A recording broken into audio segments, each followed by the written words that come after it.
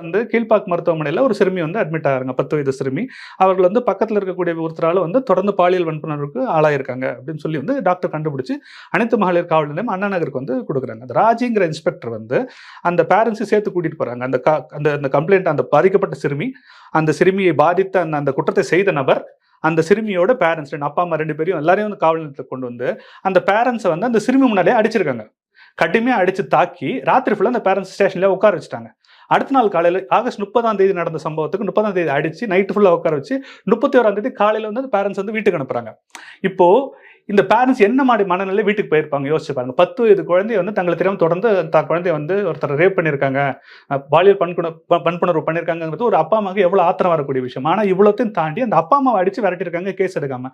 இந்த சூழல்ல அவங்க போய் கோர்ட் அப்ரோச் பண்றாங்க. கோர்ட்ல போய் இதை ஃபைல் பண்ண பிறகு கோர்ட் பார்த்துட்டு ஜட்ஜ் பதறி போய் இப்படி ஒரு அசிங்க அவமான ஒரு அநியாயம் நடந்திருக்கு, இதை நீங்க ஏன் வந்து முறையா இதுக்கான வழக்க பதிவு பண்ணி நடவடிக்கை எடுக்கல, ஏன் கைது பண்ணல, அடுத்த நடவடிக்கைகள் ஏன் குறையுதுன்னு சொல்லி கோர்ட்டு கண்ணப்பனா அதை வந்து வான் பண்ணி அதை சிபிஐக்கு மாற்றுங்கள் சொல்லி கோர்ட்டு சொல்லும் போது தமிழ்நாடு அரசு உள்ள இறங்கி என்ன பண்ணுதுன்னா, நாங்க சிபிஐக்கு கொடுக்க மாட்டோம், நாங்களே விசாரிக்கிறோம், தமிழ்நாடு அரசு உள்ள புந்து அதை வந்து தடுக்குது.